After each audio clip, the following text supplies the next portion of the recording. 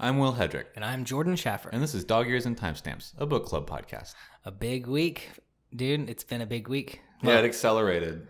Yeah. All of a sudden we got to, I guess not the catalyst of the story, obviously, but the, I don't know what you would call it, the catalyst of, the big event. Yeah, this is like the rising action, I'd say, because we left it off like right at, just to like hop to the end of the reading, we left off like right at where they're definitely going to be the meeting of the two minds, the clashing of the stories of Tim Jameson and Luke. I can't remember his last name. Luke something. Yeah, Ellis or something like that. Yeah, Luke Ellis. And we were talking about it all last week, just how cool how that'll do they be. meet? Yeah, because we knew they had to meet. What was the point of having this other dude if they weren't going to meet? Exactly. Yeah. So how did they get there? And it's sort of. I mean, we figured that they either had to, Tim follows a lead up to the Institute, or the kids escape. Yeah. And it was only Luke that escapes, but he escapes. I didn't even think about like a train situation, because they obviously talk about several times whenever Tim's getting into Dupre, and they're talking about, well, the train, this and that, and 3 times a week it stops here. This train stops here. Most of the time they're just barreling through, blah, Right. blah, blah. And then, but I never thought, well, what if the kids escape and get on a train? And, being like a stowaway on a train is such a classic American story. And for it being such I never even thought about it. Oh yeah, and I feel like he keeps doing like little throwbacks to older things, because he's like, well, he's from an old, like a different generation, but he's writing like a current piece and from a kid's perspective. So this, like, I noticed at one point he talked about like I think it was a black and white. Oh shoot, he was making some reference to like an old movie while he was like in the Institute. He was Luke was relating it to something. Yeah, I he had seen some old exactly. stuff. Him and his bud would watch stuff, whatever. Yeah, and he was like relating it to that old movie, and like you said, the stowaway on a train is such like an old like classic thing, and for it to be what this kid ends up doing is it's just a neat little turn that I didn't see coming. Like I honestly didn't see him escaping alone either. And he basically did all of it on his own. Like he manipulated the mole that we didn't even know was a mole. We knew something was up, kind of. I think we suspected we knew last almost week. Immediately. We get outright told. Figured. Oh, really? Yeah. I didn't know. There's a point where the head of security is talking with Mrs. Sigsbee, Oh. and they mention that she feeds them information. Gotcha. But we knew that she was. It was had a all good relatively heart because- harmless stuff. It was just like she needed the extra money, because we get more details about like her debt situation. Yeah, and that she's really trying to what save she for wants her to kid. raise money is for her kid that she Right. gave up to be able to go to college, and she doesn't really even care about her own situation and the debt. And doesn't she have like back cancer? Right? Like, doesn't She's she got have something really bad? There's something like wrong with her back, and she suspects that it's cancer. It's like worse than sciatica. It's not just like it's like simple. yeah. It's not just like a normal. I think that back she thing. finally goes to a doctor and like just in very quick passing and what conversation with Luke says, yeah, the doctor says it's as bad as I thought it was. Yeah. I'm not long for this world, so I don't really care what happens to me. So you've helped me figure out how to get my money to my kids. Here's all that I know about how you could possibly escape, and I don't care what happens to me. I liked that a lot for her character. It was just like it feels bad for everything that she did do. But she was relatively forced into that situation. Exactly. It was like she was making the best of her bad situation, and then this is how she could make up some of it. And then Luke just like is such an innocent character and such a good heart and like a smart kid, and just everything about him is like he's not overbearing like Mark Petrie. I remembered his name. I didn't remember it all last week. I remembered it on the way now. to work yesterday. And I meant to text you when I got to work. I was on the way to work, and I was like, Mark Petrie. That came to it me. just came to me. That came to me like a song lyric, like you don't know what it is until you're singing the song, and then you're like, how did I remember all those? I definitely don't like think about those lyrics. But anyway, yeah, he's so much more likable, and a lot of the story's been about him, which I'm definitely not disappointed with. Like, he's a very relatable 12-year-old. Like we said last week, Luke is so much better than Mark as far as like, an enjoyable character, someone that you want to hear more of and be dealing more with. Oh yeah, I was annoyed with Mark almost every second in Salem's Lot. Oh yeah, and both of them are going to succeed. Both of those kids, like, they're put in the story to be good plot movers, and they're both extra smart, so they can get the things going, and they can think outside of the box ways that the grown-ups aren't thinking of. And is just.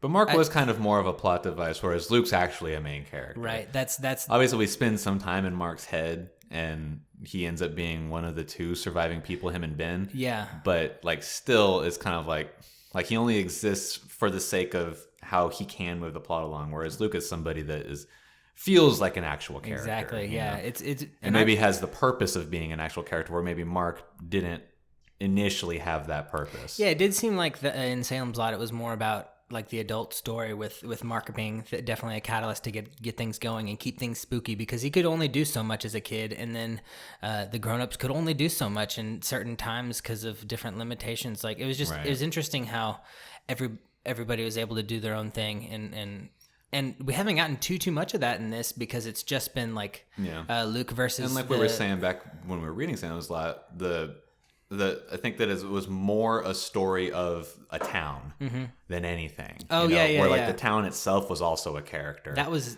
cool. Whereas this is definitely a story of more than anything. Hopefully, we're getting back to Tim, or at least where he is now more consistently in it rather than just one book. But it's definitely a story about Luke. Yeah. And his friends. Like, he's got friends at the Institute now, or not even like I guess friends, by virtue of their situation, but his cohorts at the Institute that he now wants to save. And so it's definitely a story about these two characters, Tim and Luke. And where Salem's Lot was definitely just like, I felt like it was a story about a town. Right. That's a good determiner, like a differentiating factor. It was very focused on like the town being a main thing with all these people moving around inside of it, where this is character based. I definitely thought that Harry, one of the new kids that came into the Institute, like I don't know who we swapped out to get Harry, but Harry's this new like chubby redhead kid. We didn't initially swap anybody. He was just one of the three there. He just came in. Okay, nobody had gone to the back half. Because the first person that we lose is Nikki, and Nikki gets taken after like a day or two after Harry shows up. Yeah. And Nikki was a cool character, dude. With Harry, when he came in, he was just like the big bubbling buffoon, like the mean, just bully the meathead character, asshole. Yeah. And I was as we were getting to know him, I was like, ooh, whenever whoever turns him around, like, he's gonna be a great sidekick character. Like, I even wrote it down in my notes that like Harry has like all the fixings to be like a perfect sidekick, like the guy that you won over the righteous way through, him realizing his own wrong. I don't know, and he ended up being like a little bit of a character, but not anything at all. Like, I was kind of I wanted he dies to, after 2 days, right? Right. I wanted to predict him being like a main plot character that Luke ended up not exploiting or using, but like working with. Yeah, definitely when we thought there was more going to be like, there's this team of kids that, when we were thinking they might break out as a team. Yeah. At least a couple of them, No, I think and that would definitely make sense when we're getting the team together. Exactly. That's what I was building. Brains and I was Luke. building We've the team. got the charisma in Nikki, the muscle in Harry, the experience in Kalisha, and then Avery with all his powers. Yeah, and Avery, the time bomb, and so we've got like a team, right? But then half of them end up in back half before we're done. Yeah, and Harry dies along with one of those little twin girls, and then presumably her twin, the one that didn't die, gets put down or something. Yeah, I don't know what happened. I thought they just took her straight to back half for some reason, but I feel like Kalisha would have told us. Yeah. Or would have told Avery. Yeah, exactly. So the other twin is who knows where. They probably did just put her down. I bet they were doing like a twin study. Inconsolable because her twin dies, Yeah, Greta and Gerda or something. Yeah. Really, really creative. Yeah, right. Their parents are just so lazy. And so I guess, Greta and her Gerda. twin dying in front of her eyes, would have probably broken her mentally to the point where all the experiments would be pointless. So, whatever it is that they do with the kids when they're done with them, I imagine is what happened to her. Yeah. We lose those 3 almost immediately. I think it's only 2 days. Yeah, we really didn't have a whole lot of time with them, and it was kind of a shame too, because because Nikki really did win him over, really fast. I mean, the twins were just kind of their own little character. I feel like they were just a shout out to The Shining, like the... Right, yeah, it's definitely reminiscent. I don't even know if those two girls were in the book of The Shining. I feel like they were added into the movie for some reason. Like, for some reason, like, I thought I heard that a lot of liberties were taken with the movie. Definitely a lot more. Initially, Stephen King hated it. And I think he's grown to like it now, right? In time, well, I think he's appreciated what it's done. Exactly. He's probably had to think of it as a different piece than his book. Right. Like something separate, like inspired by him. Mm-hmm. But, yeah. Who else did we? We got a punk rock chick, Helen. Oh, yeah. I forgot about her. And then the Avester, the little 10-year-old who... we talked about him briefly last week as well. Because we actually get Helen and Avery the same day. But we just don't see Helen until a little bit later. And she didn't, even through the point that we've gotten to at this point, hadn't done anything story-wise. She's just there to add some personality in the interactions. Yeah. I wonder if when we go back to the Institute, if we go back, I assume we go back because that's how we're going to free the friends. But right. I wonder if we're going to get any like turmoil between Luke and some of the other characters. Like there's a girl character that he kind of develops not really like a relationship with, but it feels like she's crushing on him a little bit, or just is infatuated with him because he is the guy that he's the kid among now like all the of them. old-timer. Exactly, he's the new Nikki, so I don't know if that's going to pull him into a different direction. Like if he goes and he has to save basketball with him at the end. Yeah. If he's going to have to go make a choice between Kalisha or her, not necessarily even the two girls, but just like who gets to get out. Exactly. If he's going to have to make that choice, if he has to, maybe she'll still be in the front half and Avery will be in front half and Kalisha and Nikki will be in back half. And then whenever he and Tim, if it's just them or whatever forces they bring, how far do they get to get into the Institute and who do they get to save? Yeah. Do they only get to get into front half and then that gets them enough people and information that allows them to then go to the police or whatever and then come back with more forces to get with whoever's left in back hat, Yeah, my biggest worry with that too is that like the only way I feel like to save everybody would be for them to be in separate halves too, because like by the time Avery gets into back half, I don't think that Nikki and Kalisha are gonna. I think the odds of them still being there, it depends on how long it takes them to get there, because the average time spent at back half is a month. Oh, is it? At the maximum 6 months. I guess it was just that they were done with Luke, so he was only going to be there for a couple days, right? Didn't they say that? Well, that was him going. They were preparing for him to go to back half. And I thought back half was really short too. No, back half is average a month, maximum 6 months. But it drives them crazy because they're just boozing them and right. Yeah, that's where they start exploiting their powers. We find out that they're running like these psyops where they're doing some sort of thing that triggers them. It's a test is what they're doing. Yeah. But the stimulus triggers them to then perform these assassinations across the world. It seems at like the light of a sparkler or something. Well, that's the trigger, but they do all this other stuff. That's like the literal trigger pull. But the thing that they do is they show like all these videos of the target that they have. And then, something about, the unlit sparkler is the trigger that has them kill them or something like that. What's that called? Not Manchurian Candidate. That's somebody that's like groomed Those for are a specific title. Agents. Sleeper agent. That's what it is. But what they're doing with these kids is something totally different. Well, what if they make them sleepers and then they wipe their minds and then they put them back in the system like they're actually saying they do?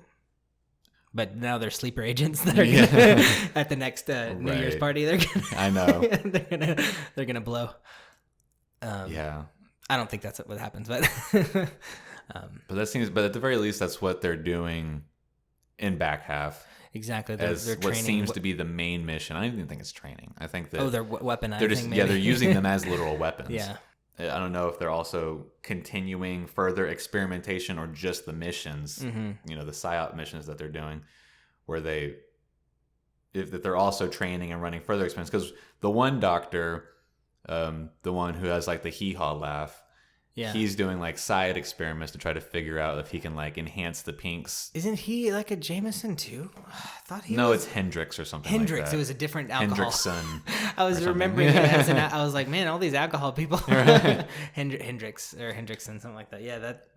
And I liked how Luke was able to trick everybody too into like believing that he didn't have dual powers, I know that they're experimenting because I'm sure some kids before Luke that's have what their shown goal signs was, or that's what Hendrick's goal is to be able to get the TKs to be TP and vice versa, and to see if they have any other latent abilities that they haven't been able to tap into. Exactly, if that's something possible. completely different. Yeah, he started talking about like not psychedelic healing, something healing, psychic healing. Maybe that's all it was. Just something whatever, with literally anything else. Yeah, whatever Other word you than want to the put in front of it, but healing with the kids' powers.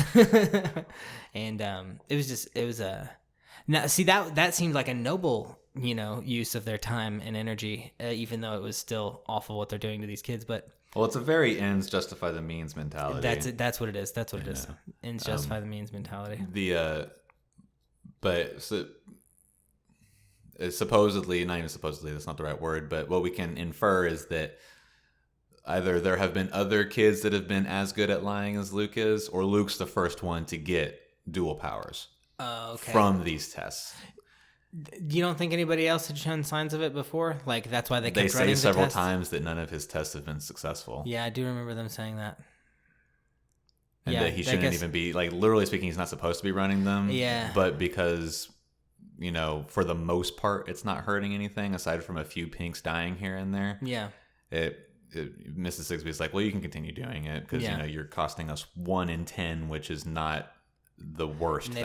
They've got an excess of pinks right now, so that's not a big deal. Well, wasn't that something they said too? Like they just have a lot of them, so it's like not a crazy big deal. Well, the ratio is a big ratio, but the supply is substantially less than it was 5-10 years ago. Oh, okay. Apparently, kids either that they can find because maybe they have dwindling resources, or that exist because of some sort of evolutionary shift where it's just not as common in kids anymore. Yeah. We don't get an answer as to why, but they're saying that they have considerably less. Because they're killing all the kids before they can grow up and have more kids. They're killing their stock. Oh, Zeke. Every time I hear his name, I think of your old dog, Zeke. No. And it sucks, too, because Zeke is an asshole in this. And your dog was so cool. I remember him being cool. I don't know. I'm sure he's a fine dog. Yeah, a big dog. A big dog. Zeke is in the book is definitely one of the more hateful people. Yeah. Here at the Institute, one of the bad ones, as the kids say. I think when they go back to the Institute, it's going to be. I don't think it'll be like an RPG or something where they're battling through the levels because they have like floors A through F or something. Right. And I don't think that both of the like E and F, like, or the 2 floors that he hasn't heard anything about, I don't think that those are exclusively a morgue and like housing or whatever. I have a feeling that there's going to be like the extra special, like the Averys of the bunch or whatever, are going to be down there. Or maybe that's where the little twin is. They took her down there. Or I don't know. I just have a feeling that like they're going to need to go down to one of those floors. To have told us that they exist and then right? not told That's us why, what's in there. that must be why I feel that. We have to assume that at some point it's going to be important for a reason. That's got to be why it's been bugging me. Because like, why bring Maybe it up? that's where the bomb is.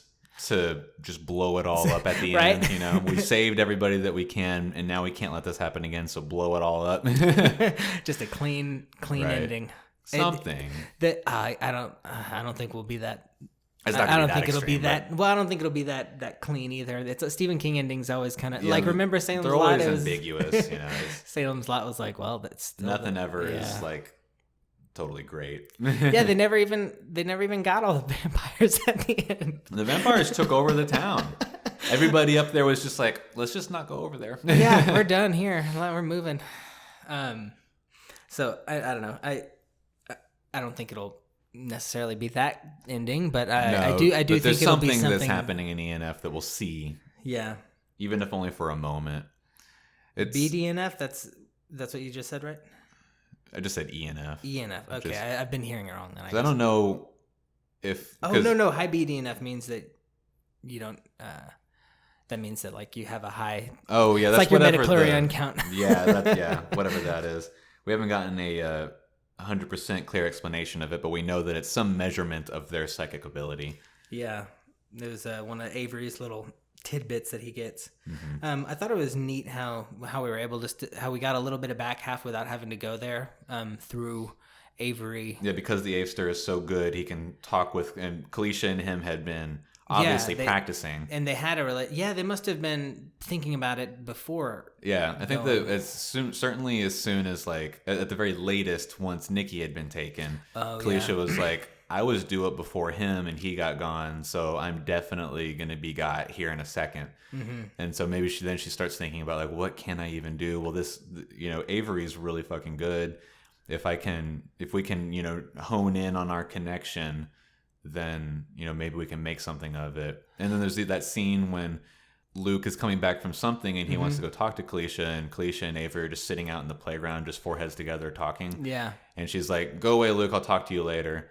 And then Luke goes to his room, takes a nap, wakes up, and Kalisha got taken. Mm-hmm. So, like, at the very least, like, looking back on it, you can sort of see, like, okay, she's putting this plan into action, and she's, one, talking psychically with Avery because she doesn't want to be overheard by the security, but then also, like, maybe that's part of them, like, honing in on the signal or whatever, so that this can take place. And then obviously, as you mentioned just now, it does, and that's how we know some of what's going on in back half, because Kalisha is forwarding information to Avery, who then forwards it to Luke. Yeah. Oh, had you ever heard the term nips before for the little booze things that they got, the little 50 mils, the little single shots? I'd never heard the term nip, but I kept hearing it, and I was like, that's got to be what those are, the little It's just like the little single service. Like, I got one of Fireball in my freezer right now. That's exactly what the kids had. Yeah. Wasn't it Harry and the girls got drunk one night on Fireball nips, something like that? Harry the girls had wanted to get drunk. Oh, that's what it was. They wanted to try it or whatever, and so Harry was like, okay, well, yeah, go for it. And he just was kind of like watching over them. Because he sort of looked after them, because he apparently had beagles. Oh yeah. Back at home, and so they were sort of like his substitute for the beagles that he cared for so much, and so he cared for them until he died. Yeah. It was a pretty graphic scene.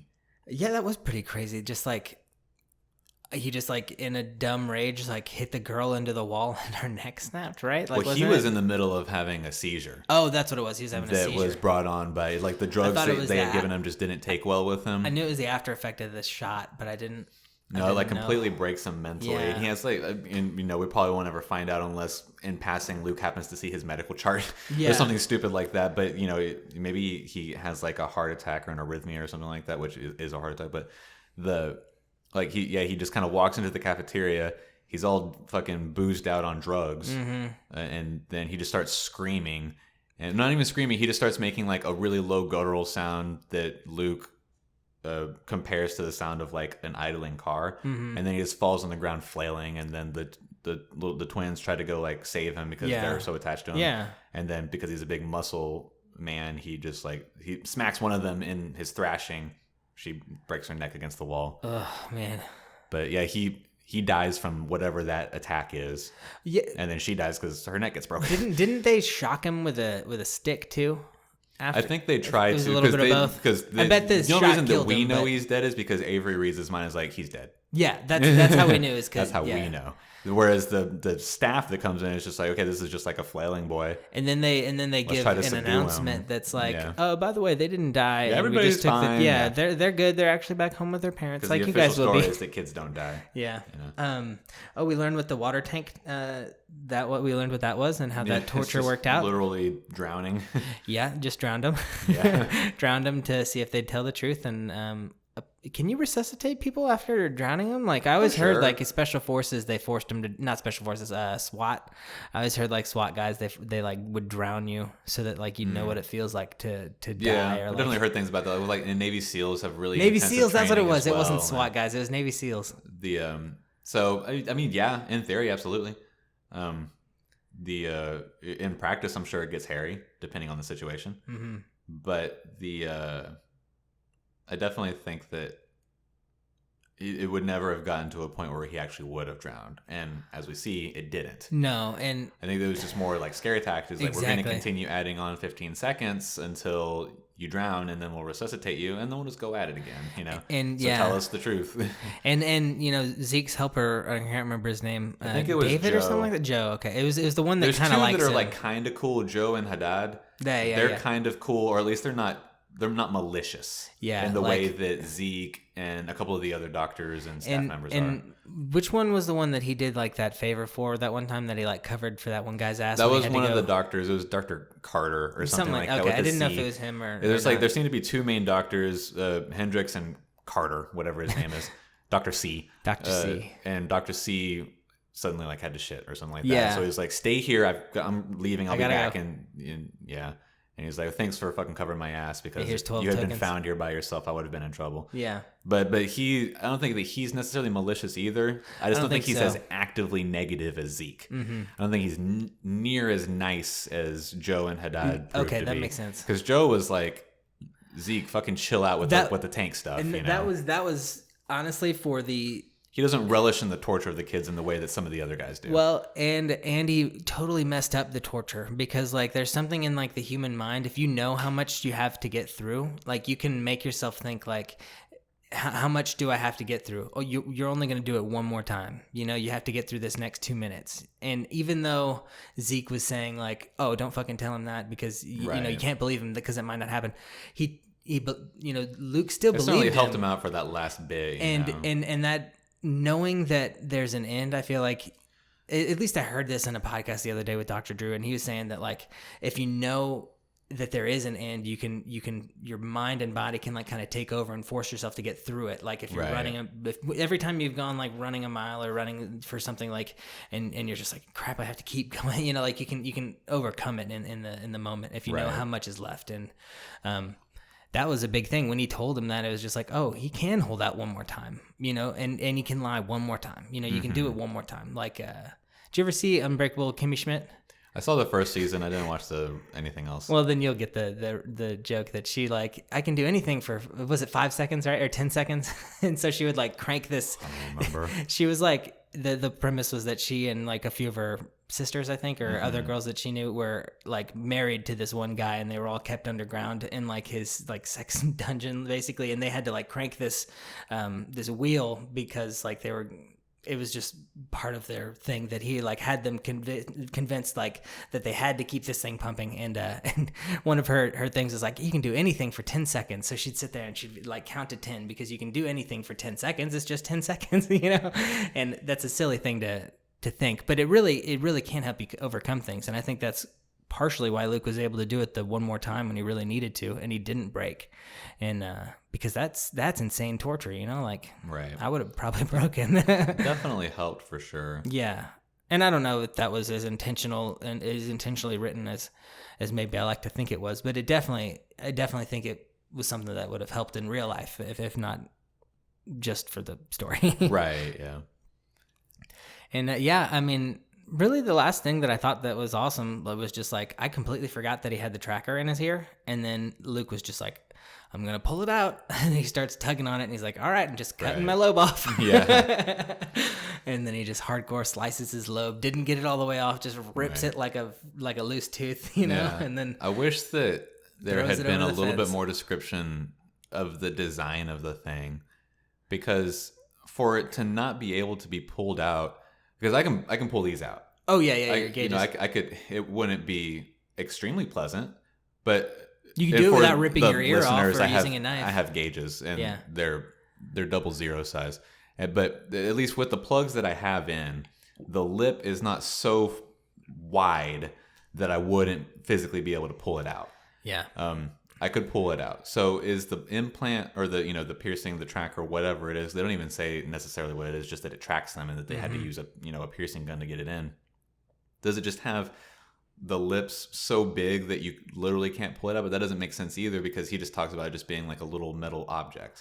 Yeah, like I feel. So is there like an anchor that's inside the lobe that is so wide? Like the design of it is not explained at all. And as I was thinking about that, I was like, what is this design that it's impossible to tear out? Yeah, I mean, short of it being like a ball bearing, a fit of adrenaline, where like if you don't do it, you're dead. Yeah, like if you don't have access to be able to like grab it at all, I feel like maybe if it was like all the way in your ear and was like the size of like a BB, then maybe like it would be too hard. But even then, I feel like you could probably get a little bit. Like I only like I can feel where my ear's pierced. I don't think I could rip it off, but if there was like a little BB in there, I might be able to. If you had no choice, I think I could. The thing, you know? he had no choice. He already drug himself from under the fence without having dug it as deep as he ought to have. But he was obviously frightened. Nobody else dug out either, just because they didn't have a knife. Like, why didn't anybody else try digging out? Just nobody else had the. Well, it wasn't even like sure that it was going to work to begin with, that he would be able to get to the fence at night and not somebody be like, what are you doing sitting at this fence at night? Yeah, it was just like a perfect. He just was lucky enough. Perfect storm. Whatever it was, just worked out, you know, for the sake of story. Oh, for sure. But yeah, I mean, that's just me being nitpicky with the tracker thing. Because I've accidentally pulled them out in the shower before. Because, I have to clean in them because I don't want them to get, all shitty. And, the way I clean it is I just, just like pull around on it to like work the soap in and out. And once or twice I've been like, oh, kind of got to put this back in now. So I've done it on accident. Right. Yeah. But again, I don't know. I think that more than anything, that was just like a little bit of storytelling to make it a little more dramatic, that he then had to use a knife to cut his earlobe off. Which is obviously very dramatic. And when I was reading it, I was like, oh God. But I just, that's one little thing that like, I feel like a little bit more time could have been spent on describing the design of the tracker so that it would be more believable to slice the ear off. Yeah. To anybody that's not just going to just buy into any word that's in the book. You know? I'm just more skeptical than I should be for my own good, I guess. That it's funny that you say, like, as you were reading, you're like, oh, like kind of. I don't know if you actually make sounds when you read, but like there were several times during this today, like when I was listening, just that I was like, I was making like or I was laughing, or like I wanted Luke to kick Harry's ass so bad, dude. Like I wanted him but then he handled it better than anybody. It was just great. Right. Or not Luke, sorry, Nikki. I wanted Nikki to kick Harry's ass, and Nikki ended up handling it better and won him over, and now they had a friend. And I was like, man, that worked out so good. And I was just like, the whole time I was amped up, like I got real into it, and then he handled it better than I ever could have expected, and then I felt really like good for everybody. Right. It's just like I'm really invested in all these guys. It got me really quick, like into liking all these kids, and it's kind of silly. Like I know we're like expected to like Luke a lot, but just like for being this super kid that like can bust his way out of this like this mega child jail, it's been a cool story. I really like it. And oh, had you ever heard of that firewall thing that he used, Mr. something, Mr. I'm pretty sure that's just a made up thing. Oh, okay, because I was gonna look it up, and I ended up writing the name of it down. It was this just some Mr. Griffin is what it was called. It's like you put like Mr. Griffin before and after. Yeah, it's just like a proxy server. We used to use those all the time in school to get around stuff. Really? I never did that, I guess. Oh, okay. Well, then that's cool. So yeah, that kid found his little loophole to get info. So that was how he accessed the World Wide Web to get marine. That's just it's just good. Everybody should read this. Mom actually started listening to the book from my recommendation. Yeah, and I got a few friends this month that they're going to try and do some reading as like a bit of like a, October just fun thing to do. And I've suggested it to them, but I don't know if they're going to pick that up. One of my buddies was like, I'm going to do a thing with my girlfriend to see who can read the most books. And I was like, nice. Okay, well, if you need a book, this one's really good. Of course, if you're going for the most books, you probably don't want to pick a 500-600 pager. Right. But they should totally factor that into their point system or whatever. Not only just books, because if you read just books, well, I've got 30 Dr. Seuss books upstairs that I could probably read 15 of them in one night without breaking a sweat. But yeah, I really enjoy this book so far, and I'm excited to continue on with it. We've got 2 more episodes that we're going to do. That's what I was just about to ask. Yeah, 2 more. 4 books, as we've been calling them, with their individual chapters. The next 2 that we're reading are Hell is Coming and Hell is Here. Stop on the good names. The big clock. What was I saying? The big watch. Oh shoot! I was repeating it over and over before we started recording because I wanted to remember it, and I ended up forgetting it. I'll just pull it up right quick. But yeah, Hell is Waiting, Hell is Here are the ones that we'll be reading this week. The Big Phone is where you stop. Big phone. I didn't realize that one of the books this week was called Escape or The Escape. And as Whenever I heard I was the title, reading them out, I was like, oh, I don't. So I know what's gonna. At least that there's at the very least an attempt at escape. Yeah, I didn't want to say anything in the episode. And, well, you did good because I didn't know, and when I heard the title, I was like, oh my gosh, because he kind of alluded to him. He had a plan, but I didn't know he was going to execute the plan that's that I was going to get it. So yeah, I would recommend to everybody. It's a great book.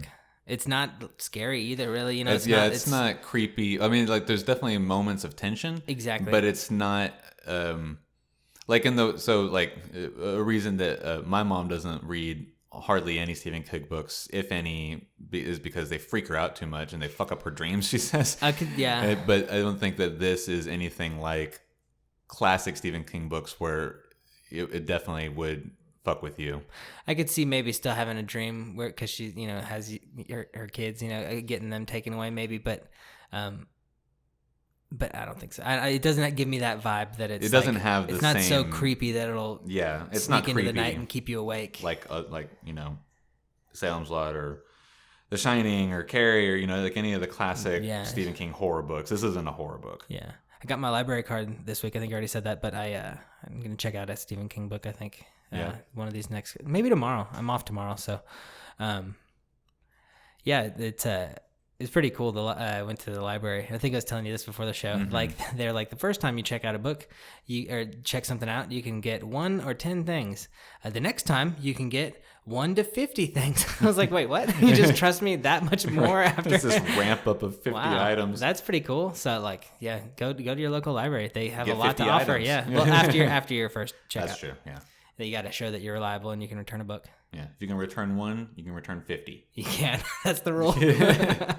But y'all know what to read. Mm-hmm. And you know how to find us, social media, Twitter and Instagram, @ears_stamps, and then dog ears and timestamps on all your podcast platforms. And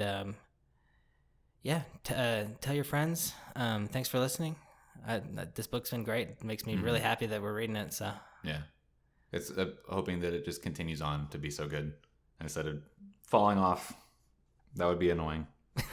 Yeah. But, worse things have happened. Oh, last thing. I liked that he said that it was like June and July in the book because it made it feel like this is happening this year because it's so like current, and they didn't give us a year. That he was like, no, back in June or whatever. I was like, man, that's just a couple months ago. Like we were just in June. Right. So I was like, this happened not long ago. Right. So anyway, we'll see how long it does take.